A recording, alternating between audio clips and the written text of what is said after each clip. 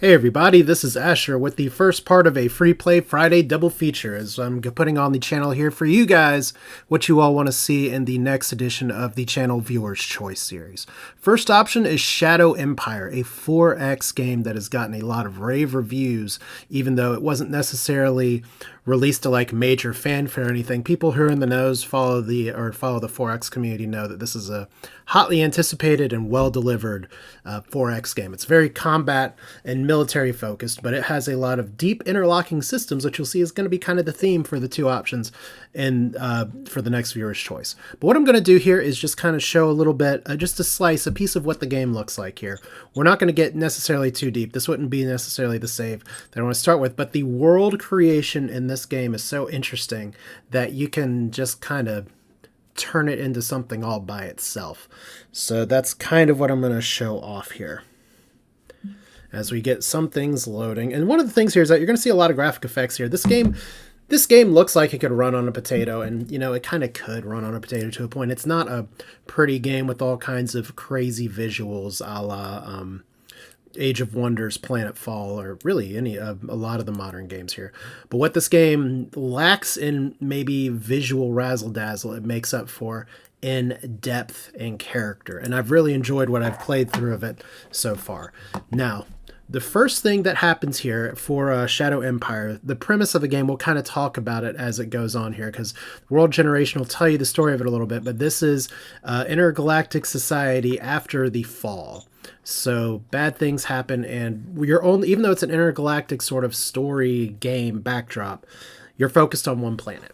So we could go with an unclassified planet, or we could go with there was a new update put in here that gave some new planet choices, such as a Hydra class, which has lots of water and rainfall, or you could also do a Morgana class, which is very mountainous and arid, but otherwise you can even do just like a moon with no air on it, and we're gonna actually go back if at all possible.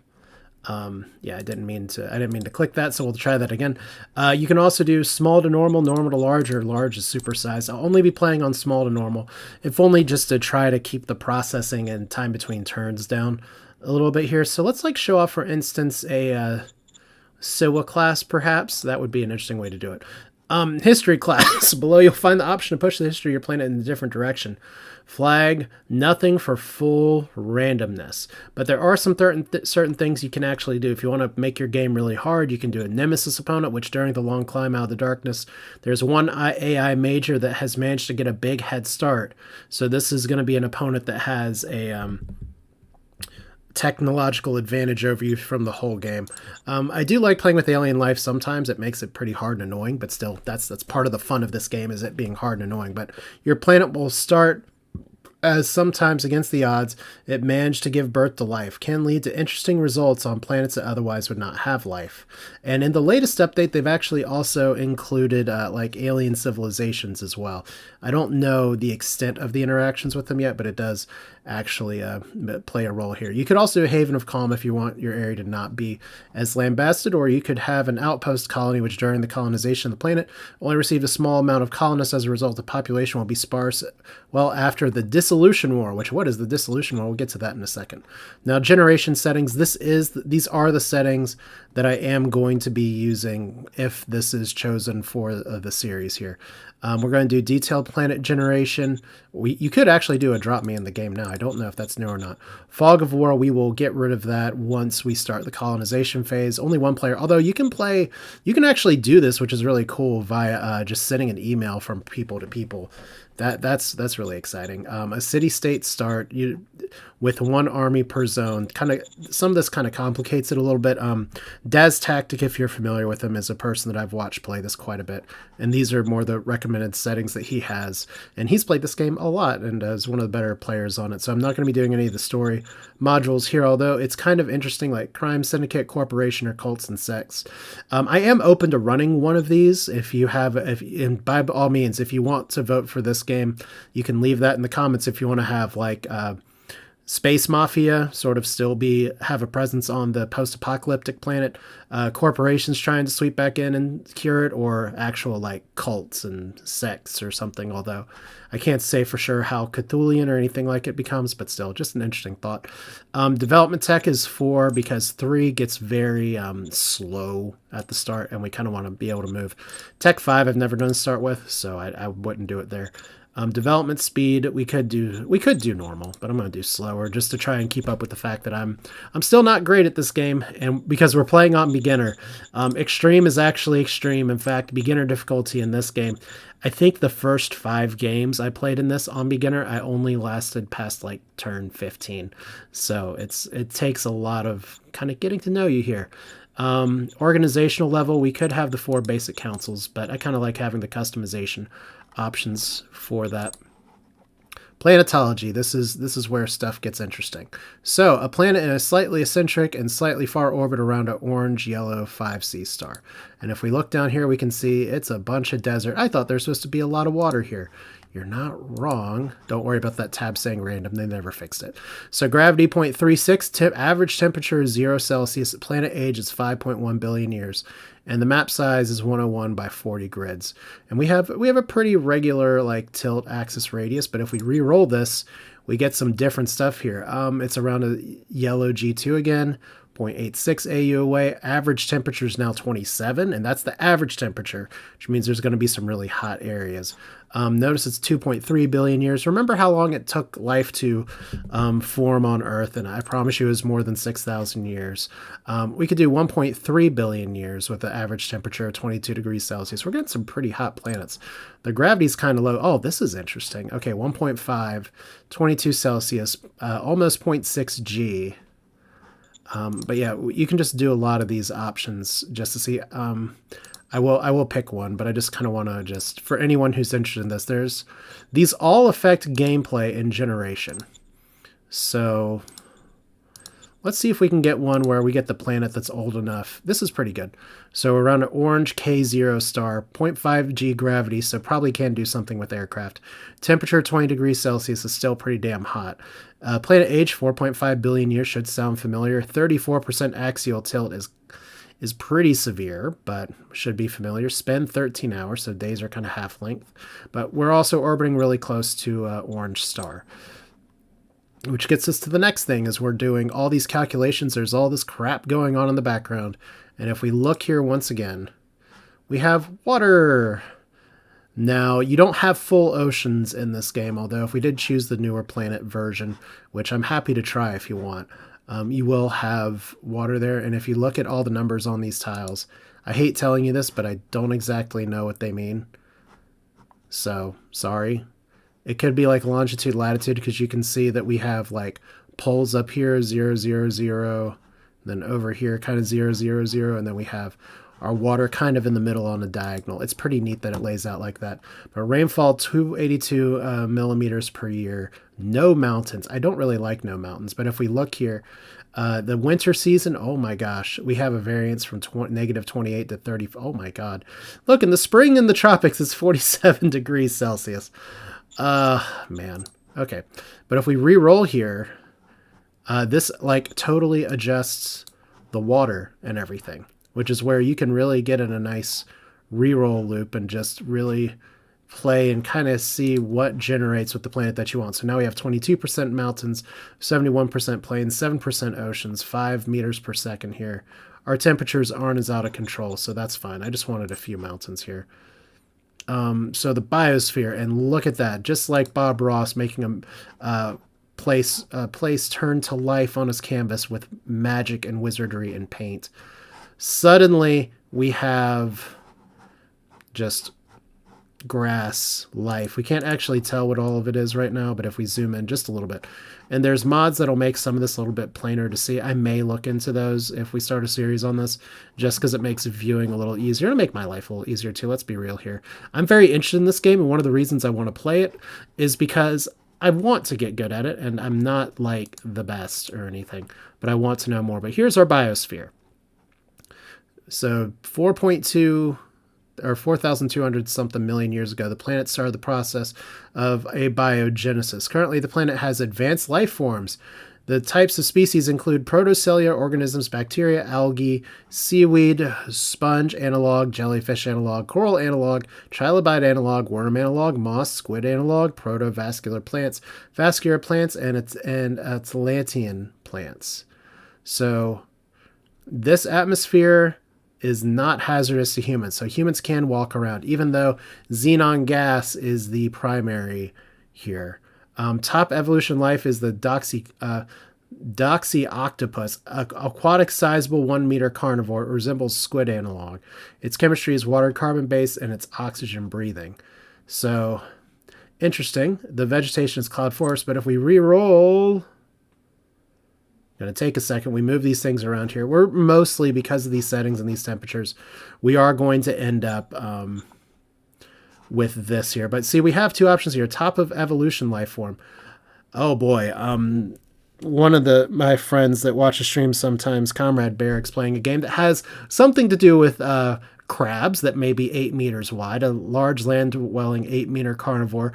It resembles a crustacean analog. Its chemistry is water carbon based and it's oxygen breathing, and it's probably going to be really aggressive. But yeah, 8-meter crab. Those can attack your troops. But we also have sentient life forms. Oh, wow, a Turnicorps crab sapiens. The evolutionary branch of the Turnicorps crabs has also given rise to a sentient species. Alien native class insectoid is present on this planet. So, fascinating. But enjoy that view. It's gone now. Now we're at the colonization. Whoops-a-doodle. The map is shrouded. That's what fog of war until colonization means. So we can re-roll these as well, but we're going to have a little history on the sidebar here. So colonization, the Soshirar planet was colonized in the year 7690. It received colonists for 312 years. Then we have some stuff here. Small group of poor, desperate farmers have been sent, and then a group of expert farmers have sent. But if we re-roll here, we can get some very different options. Like suddenly, it was getting colonized for 1,000 years. So think we're looking at RimWorld style scaling here. The agricultural economy only ended up being 1%. Services economy, 99%. There's 36 zones with nearly 4 billion people on here. But if we look at all this history, this gets procedurally generated every time. Let's read through it now like it's the story of this planet. Small groups of poor, desperate farmers, and then expert farmers come. A mining company shows interest in the planet. Special deposits have been found, attracting more mining companies. Planet is becoming a mining hub in the sector, creating a synergy effect for the miners. And these all affect what can be found and prospected. This says pretty much there's ores that you're going to be able to find from prospecting in the game. You don't take a dowsing rod. You actually have skills for that. A valuable deposit has been found in a deep layer. Miners flock to the planet. Xenobiologists are ecstatic about the native alien civilizations. Many flock to the planet. Enterprises follow their suit. Xenolinguists found a specialized university to better study the unique language of the local sentient aliens. So it looks like we're trying to live in harmony for the past 30 plus years, past bunch of years. Because, it's like these crab people are here, and then suddenly they taste like crab and talk like people, but we're doing okay with them. Several small companies have created workshops on the planet. Farmers on the planet managed to bioengineer a plant-based drug that has demand off world. So we have a really good economy on this planet, at least before things go south.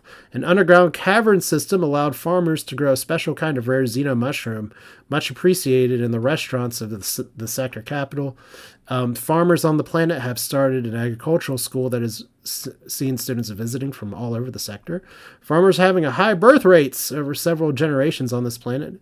And then also an idyllic commune from the core worlds decided to settle on the planet.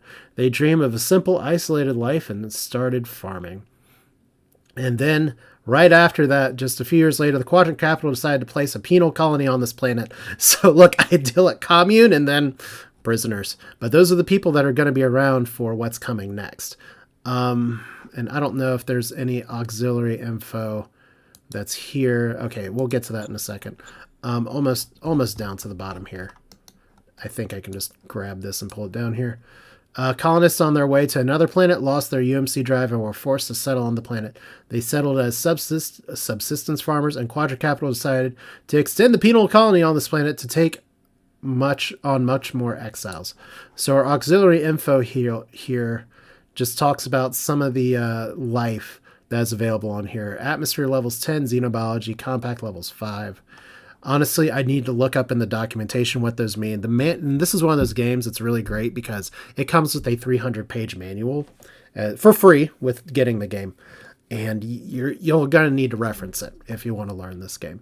But we have things here like these are vertebrates with advanced lungs and lizard feet or lungs and jaws. And these are all things that you'll be able to access later in the game too.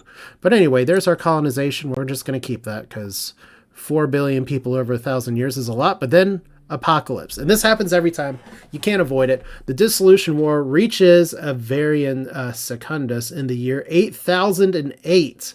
War consumed all. Technology fell to barbaric levels and over a century of warfare and collapse.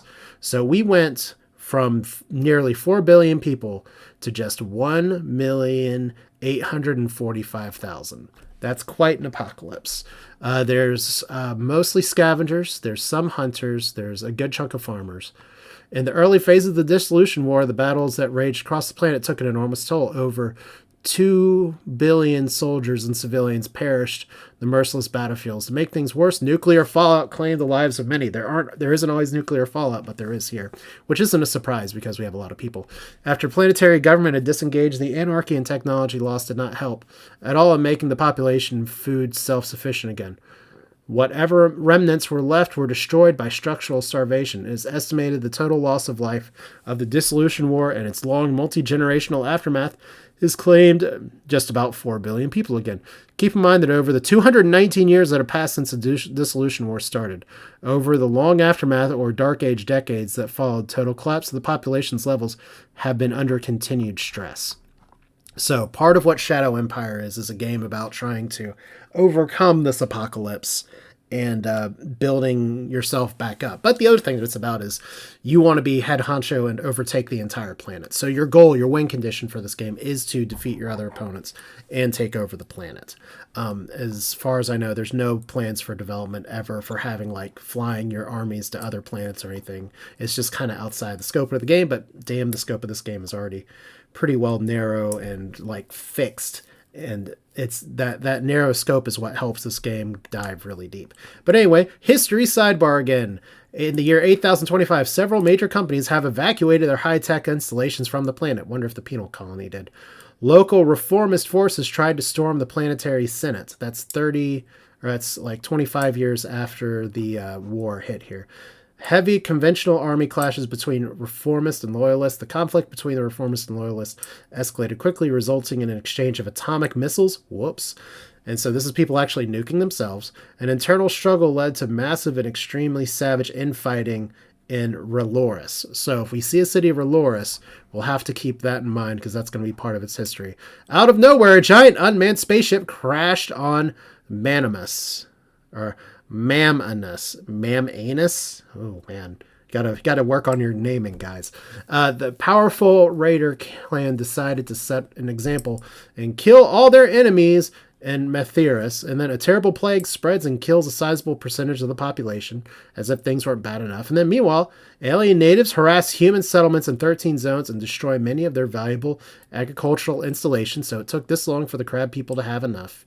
And a network of delayed megamines detonates for no apparent reason. The following zones are hit: Sasola, Matheris, who's already had some problems here earlier, and Akanan. And then an extremely deadly disease hits 3 other areas: Lamanus, Azulis, and Emiria. So that's the kind of detail that you get. This is all generated. It's all part of the world building. But we have a Varian Secundus. This is all your stats here, and you can either keep it or dump it. We're going to start.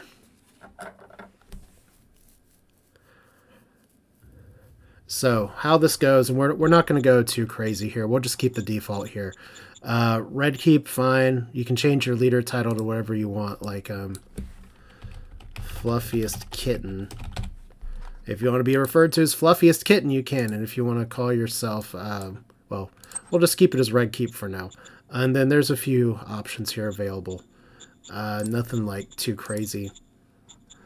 But anyway, you do have some other things to start off with. But like I said, we're not keeping this save. If I do a series on this, it's fun. If I do a series on this, we'll go through all this again in a little bit more depth. But you get your little history lesson here first. From, like I said, don't play this game for the graphics. The great cities were destroyed in the Dissolution War. The remains of humanity dispersed into the wastelands, hiding, scavenging, fighting, trying to scrape out a living, trying to survive. The forefathers of our land were among them. So this is talking about how your faction, what you're controlling, ended up being how they are. They are not alone. Other survivors fleeing the destroyed cities and followed them. These others were aggressive and tried to enslave our forefathers. How they managed to pacify their enemies. And we have 3 options, and these will affect different, I forget the word for it, but different factors for our empire here. So you can say they paid him a big bribe and get an immediate bonus to government. They fought at a huge cost and chased him off to get a bonus in enforcement, or they found a strong ally beyond their zones and helped them for commerce. I'm going to go with government just because that's easiest to explain. Look at this dude. Upon stability returning, there are those who did better than others. Who are the people that grew richer and more powerful in the masses? You could say the clever ones that controlled key resources for a plus 15 to fist, the artisans who worked and supplied goods and services that were needed to increase mind, or nobody. People who tried to amass more wealth than others were executed. Sounds fun. So that gives you heart. So executing and eating the rich gives you heart. High fives all around. At around the time your father was born, a rebellion took place against the leaders and principles of the land. It was a rebellion against, you could say, against an authoritarian dictatorial leader, which would be my dad, apparently, against the corruption and lack of progress for meritocracy, which doesn't exactly mean in this game, which it might mean if you're familiar with the Civilization series, and against the softness and indecision of its leaders for a bonus in autocracy. So we'll say democracy just for fun. So round 1, of course, we suffered no losses and made no kills. We have 5 decisions and 55 reports. Now, we don't always have to check all the reports, but there's a lot of little things we can do early. This always comes up first. The previous fluffiest kitten is now buried. Ashes to ashes, dust to dust. Now it's time for you to take up the lead the land to victory. So there's your funeral MV truck and your gravestone. You are the fluffiest kitten of Red Keep. Some subjects cheer your ascension, but not all. You'll have to hail and address the land as soon as possible, probably by licking your own butt. The new Zygus wanders throughout the land. We are entering a time of confidence. The effect of your word score will go up every turn. The current strength of this effect is light. Gain 0 word in 12 turns. The effect of the time confidence will come to full force. I'm honestly not sure what word score means. I need to take a look at that. But we have fate stratagems. And this is one of the things that's first you got to pay attention to in this game. Because there are cards you get dealt. And these are cards that can have some pretty serious effects on how you play. So we have personal guard, auxiliary, chemical. So they will do things. You can do militia, loss of faith. We get to fate points as a result of that, but it makes our militia be very upset. Or security outpost, not the enemy of the state, operates from our cities. Having some outpost helps us survey our perimeters. So these are not the best, but we also can recruit mercenaries, or we can ask a friend for help. So we'll figure out what those mean. So we have, oh wow. Game starting with no chill. So this is how it goes. You get immediately thrown into the decision panel. Turner wants to execute a relative. Before I even get to give my ascension speech as the fluffiest kitten, I know this is irregular, but my honor is involved here. My nephew has committed a crime against an allied family. They demand justice. I'd like to pass the sentence myself and execute my own family member. It is the best way. Do you grant this request? So we can say yes. But you see what's going to happen here is that we're going to get a +2 from somebody, but we're going to get a -17 for our Director of Supreme Command Council. Probably not the person we want to piss off. We could say, no, it's our tribunals that pass justice, and we don't get that penalty. Or we can reproach the leader for even asking. So see, we get all these things that are different. Once again, heart for allowing execution of your own family member. So we might as well just go over this now. We have different political stratagems, I guess is a way to put it. There's a better word for it. But like, here's our heart. Heart denotes the people who have faith and belief in each other and joining in the struggle. Fist and mind. And then we have government. Interesting picture for the government, but this is, don't get into that America ethnocentrism. Enforcement, or commerce, and then we have democracy, autocracy, and meritocracy. So we're gonna pass that for a minute. We also have our ascension speech, which, apparently this guy is not gonna like anything we do ever. I want to see a little bit more about this guy real quick. He hates heart stuff. He hates anything that has to do with heart. He's a director of Supreme Command. This stuff all means a lot of things. But what it boils down to is he's one of our better people, and he's only 18 years old, so he's going to be around for a while. He does like meritocracy stuff, so I guess we're going to be pissing him off kind of to a point. But we'll figure this out later. All right. And then we have a faction candidate. If you take their candidate ours into your service, and I guess we'll accept that in a minute. But before we get there, congratulations on your new position, sir. Take your time to learn the ropes. Don't forget to check the decisions tab at the top of the screen. Move some units, and don't worry too much. Press and turn once you have made some moves. So, this is Shadow Empire.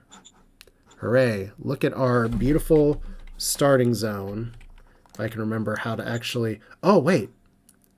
We're actually at the top of the map. Fascinating. All right.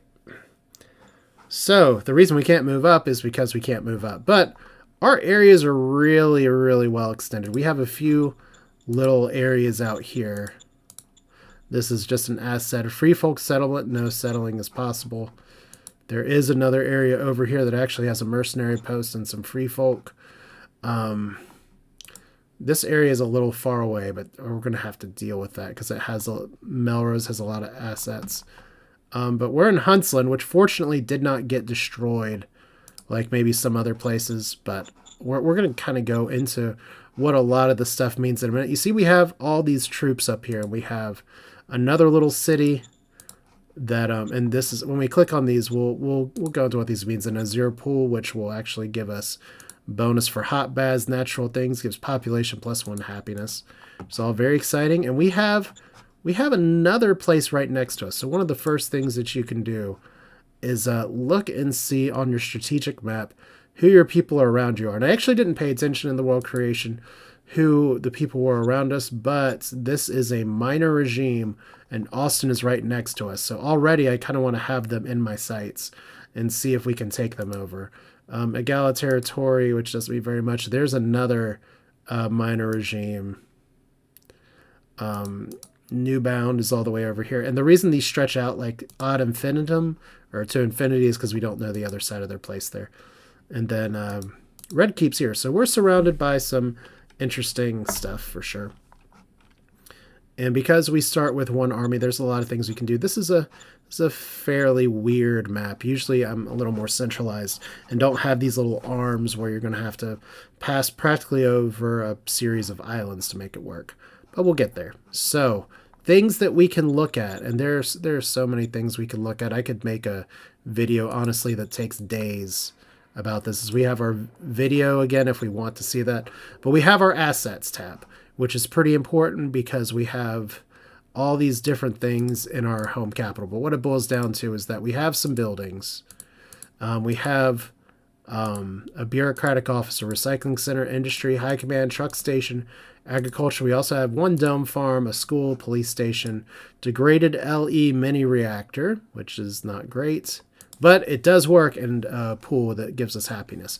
We can also look at our leaders here, which you can see we have, once again, our 18-year-old person who has really good relations with us unless we do things with heart. We can also look at our different types of units that we have. So like we have flying units. Actually, I kind of want to look at them from the design tab standpoint, because if some of these aren't very strong, then typically what we would do is go through and try to upgrade them. Like that's a really strong light tank. At the beginning, we may need to get some more artillery. Like I said, this is very much a war game. And I will also say the way you go through tech progression in this game is a little bizarre because you can kind of select the direction that you're going, but you can't select, you have to have your research council and have to approve what they're researching, but they have to pick it. And then if you drop down to some of these tiers too early, you can miss out on some other stuff. So complicated things are complicated, but let's go ahead and just move around some units just to kind of show you some key important things about this here. Like we can click on different tabs to make these things happen. Like you can see some of these detail planes that are snow. We actually have some rare metals on here, and we actually have some fuel over there as well. So that's fairly exciting. There is a whole bunch of other tabs over here. So if we use the move tab for this guy, let's go ahead and just move him here. Right click. You see what happened to my borders? Now this is one of the more interesting parts of the early game here. As we look at our unit here, they are probably out of movement points by now. But if we move you over here, try to move you over here, you see we can actually push into this territory already. And you can see there's just this is by design, and other opponents can actually walk over your borders as well. You have to have kind of special borders with major regimes, which none of them are surrounding me right now. But one of the early game points is to just try to paint the map in your colors. We can probably do a group move right here. Get all you guys maybe out of there. Maybe. Oh no, it's not going to let us do a group move because one of our units is actually garrisoned in here, so we can't. We got our little Humvee over here. Oh, we really want to take Austin because Austin has a bunch of ruins. Wow. Okay. And then the really nice thing about ruins is that they have a lot of technology just in their breadbasket. So let's go ahead and go over here. Let's start moving towards this place like we want to take it over. One thing I can do with you as well is actually do... Let's see if we do have any possibility of air reconnaissance. Yeah, we can... Ew. We can go a little far. I just want to go ahead and see... Oh, declaration of war. Maybe not the best thing to do before my ascension speech. Let's see what's over here, for instance. Maybe. Think. What's my hotkey for air recon? Yeah, short... Hotkey's Y. So we just do air recon. There's... Yeah, the sound effects are great. So we don't have a lot over here, but we do have an enemy that we can't see. So we don't know what it is. We don't know who it is. It's probably crab people, to be honest. Yeah, just some important things to take a look at as we move around. Move around. Can't really move you, but we can move you guys here again.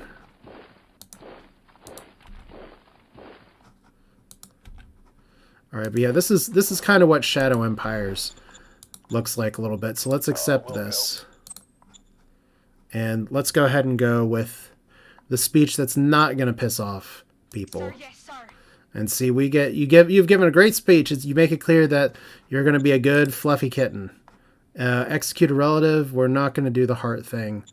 We're just going to do, say, let our courts decide, and then we have some more diplomatic decisions here. Yeah. They demand an oath of peace, we're not going to do that. So they don't like us. New organization. We can go into these differently as it depends right now. I just kind of want to, because unfortunately my recording time is a little limited today, so Sir, yes, sir. there's a lot of little decisions like this, and this is really just kind of the tip of the iceberg here. But I do want to just kind of get people amassed here real quick. Let's go ahead and end the turn. Get some people amassed just to show you what kind of a fight looks like. Like, there's more I do on my first turn. But yeah, it's very much a 4X with a lot of things that are going on. You can see those people moved. We've suffered no losses. We made no kills. We have a militia parade. We are entering a time of confidence. Advancing troops found a sealed silo near Billow in the zone Hudson. The 2 high-tech items have been secured. Fate, Stratagem, Passive, min level 4. And we have some other good stuff here. We can even make a little robot buddy if we want to. Like if we go to the stratagems here. Now this uses these little sun points or fate points, which you don't get a lot of these. But if we go ahead and execute this on our zone here, our troops and others found a group of 10 dormant sentinels and managed to get them to work. So now, despite being a little bit far in the past here, we actually can... We have a robot army. How cool is that? So we're going to get all of our people kind of around here. And there's a reason I'm doing it this way. Is that I kind of want to... I want to kind of get these people all surrounded.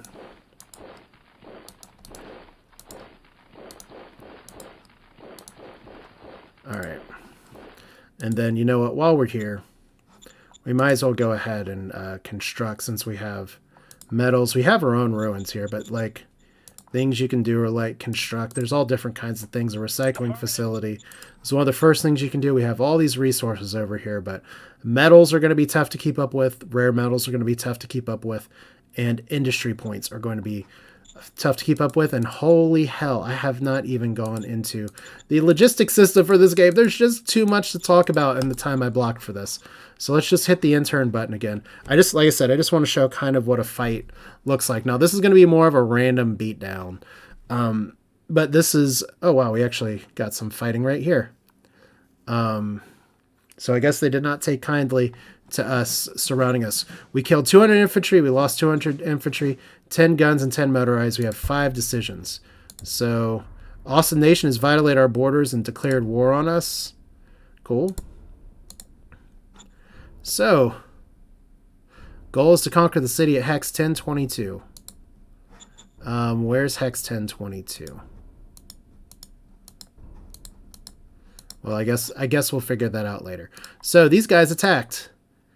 And that's how it goes sometimes. We don't have a lot of recon over on this area, and that's one thing that's pretty important. So, let's go ahead and get some air recon on this area. These guys shouldn't be able to shoot at us, and we know about some forces that they have. Look at all those units. And like I said, they can't shoot at us, which is pretty exciting. But you're going to be maybe a little bit familiar with how some of this works if we just go ahead and move our people in. The reason I'm trying to surround them like this is to not give them a way to escape, but let's go ahead and select our robot buddy. Now when we attack, right now we have odds 1.3 to 1, and those odds are usually a lie because we don't have a ton of recon here. But as we add more units in, you can see our odds increase, We're just going to throw everybody at him. So odds are 6 to 1 that we can take over Austin right now.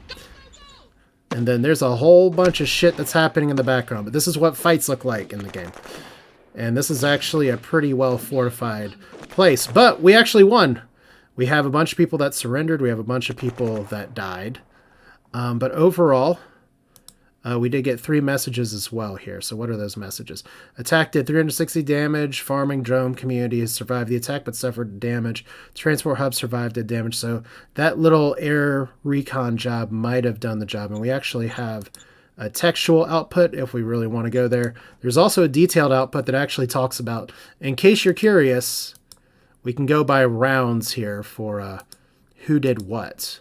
And we could just say, we can just look at what the Sentinel did. You can see that the Sentinel did some damage here. Actually attacks and makes somebody retreat. Attacks makes somebody retreat. We should be able to select all of these units. But yeah, it goes through kind of everything. And you could just go round by round. So, Shadow Empires. It is an incredibly complicated game, but it is a game worthy of consideration for viewers' choice. It is a 4X that is very, like I said, it's very military focused. So at the end of the day, we're not going to be peacemongering through this. We're going to be fighting to try and overtake anything. But yeah, it's not usual for me to get round 2, round 3 overtaking an opponent, but it's not unheard of either. But the other fights from here is definitely an uphill battle. But regardless, that's it for now. This is Asher. Just like I said, I'm kind of doing a quick look for this and the other viewer's choice game as well. I will leave a link to vote for that in the same place in this video, other video, and the introductory video. Like I said, it's kind of how I used to do it. I'm curious to see what you all think. Leave your thoughts in the comments. Answer any questions you want to see about settings if I play this series in the comments, and we'll do this again, or we'll do the other game soon. Thanks for watching. Thanks for continuing to support the channel. See you next time.